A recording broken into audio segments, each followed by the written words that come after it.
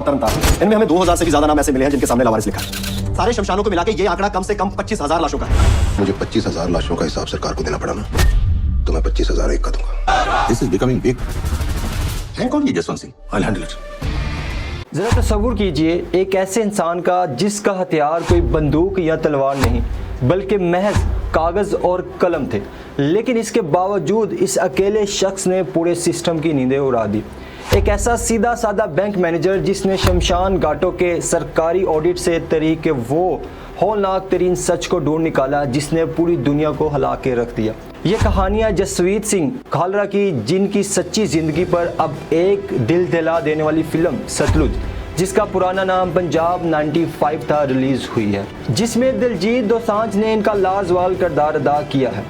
Film के बनाने वालों ने 2022 से central board of film certificate के साथ एक लंबी कानूनी लड़ाई लड़ी।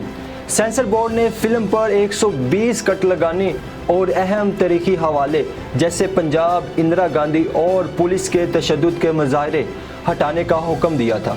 फिल्म के डायरेक्टर हनी ने इन कट्स को मानने से इनकार कर दिया और फिल्म को बनाकर किसी कट के बराह रास्त Z5 पर सतलुज के नाम से खामोशी से रिलीज़ कर दिया। ये फिल्म 3 जुलाई 2026 को रिलीज़ हुई थी, लेकिन मुतनाज़ा मौजू होने की वजह से मरकज़ी हुकूमत के दबाव पर Z5 ने इसे इंडिया से महज 48 घंटों बाद हटा दिया है। इसके साथ दिलजीत ने एक लाइव वीडियो में कहा कि इन्हें पहले ही अंदाज़ा था कि फ़िल्म को बैन कर दिया जाएगा, इसीलिए इन्होंने फ़िल्म की कोई प्रमोशन नहीं की थी।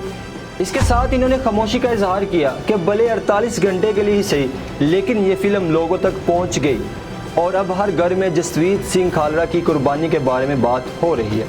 जसवीत सिंह खालरा है कौन, इनकी क्या स्टोरी है, आइए जानते हैं इस वीडियो में। है कौन ये Jaswant Singh? I'll handle it. 1980 से लेकर 1995 के दौरान पंजाब में खालिस्तान तहरीक अपने अरूज पर थी।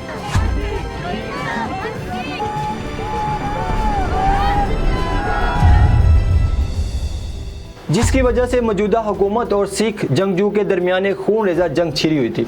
इस दौर में पंजाब पुलिस और सिक्योरिटी फोर्सेस पे खालिस्तान तहरीक को हर हाल में ख़त्म करने का शदीद दबाव था। इसी दबाव और इंतकामी कार्रवाइयों के नतीजे में सिक्योरिटी फोर्सेस ने हर शख्स को निशाना बनाना शुरू कर दिया जिस पर इन्हें ज़रा सा भी शक होता था, जिसकी वजह से हज़ारों बेगुनाह नौजवानों को अगवा और कत्ल किया गया।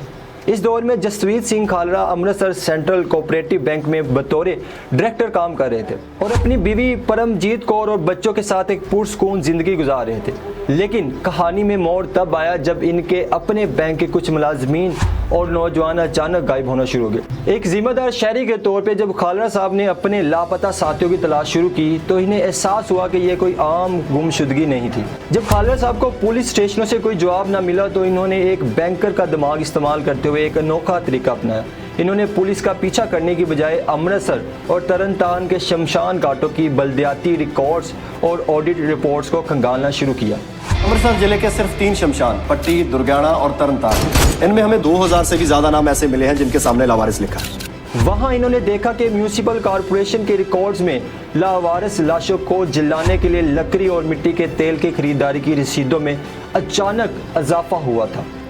इन्होंने एक एक रसीद, तारीख और खर्च का मुआवजा पुलिस के जरिए उठाए गए लापता नौजवानों के तारीखों से किया और जनवरी 1995 में दुनिया के सामने वो तारीखी रिपोर्ट पेश की। सारे शमशानों को मिला के ये आंकड़ा कम से कम 25,000 लाशों का है, जिसने ये साबित कर दिया कि पंजाब पुलिस ने तकरीबन 25,000 सिख नौजवानों को एक्स्ट्रा जुडिशियल कत्ल करके इनकी लाशों को खुफिया तौर पर लावारिस करार दे के जला दिया था।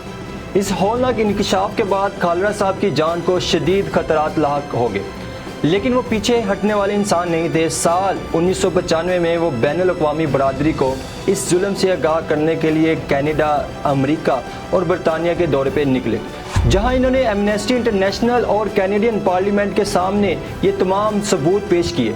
कनाडा में इनके हामियों ने इन्हें वहीं रुकने और सियासी पनाह लेने की पेशकश की, क्योंकि सब जानते थे कि भारत वापसी का मतलब मौत है, मगर इन्होंने ये कहकर वापस आने का फैसला किया, मेरा काम अभी अधूरा है। कनाडा में इन्होंने एक मशहूर खिताब दिया जहां इन्होंने कहा था कि जब हर तरफ अंधेरा फैला हो तो जुल्म के इस अंधेरे को चैलेंज करने के लिए एक छोटा सा चिराग ही काफ़ी होता है और मैं इसी चिराग का किरदार अदा करने वापस जा रहा हूँ। कनाडा से वापसी के चंद ही हफ्तों बाद वो बदकिस्मत दिन आ पहुंचा जिसका सबको डर था। 6 सितंबर 1995 की सुबह तकरीबन 9:15 बजे जसवीर सिंह खालड़ा अमृतसर में अपने घर के बाहर खड़े होकर अपनी गाड़ी धो रहे थे कि अचानक पंजाब पुलिस के एहलकार आए और इन्हें दिन दहाड़े ज़बरदस्ती अगवा करके ले गए, जहां इन पर 50 से ज़ायद दिनों तक ऐसा बदतरीन और वहशियाना तशद्दुद किया गया जिसे सुनकर रूह कांप उठती है। फिल्म सतलुज में भी इस तरह के सीन को एज इट इज़ दिखाया गया है कि किस तरह वो शदीद ज़ख्मी हालत में भी पुलिस वालों की इंसानियत को झंझोड़ रहे थे। बिला आखिर 27 अक्टूबर 1995 को जसवीर सिंह खालड़ा को हिरासत के दौरान गोली मारकर शहीद कर दिया गया और सबूत मिटाने के लिए इनकी लाश के टुकड़े करके हरीते पतन जो सतलुज और ब्यास को मिलाता है इनमें गिरा दिया। और शायद यही वजह है कि इनकी ज़िंदगी पर बनी फिल्म का नाम भी सतलुज रखा गया है। ये वो फिल्म थी जिसे so called secular state India ने 3 दिन के अंदर अंदर बैन कर दिया और कहा यह गया कि ये लॉ एंड ऑर्डर के खिलाफ है, ये हमारी स्टेट के लिए थ्रेट है। लेकिन जो इनका मेन आइडिया था फिल्म साजों का वो आवाम तक पहुंच गया। इंडिया ने फिल्म को तो दबा लिया लेकिन जो हकीकत है वो तो नहीं दबा सकते और ना ही दबा सकेंगे।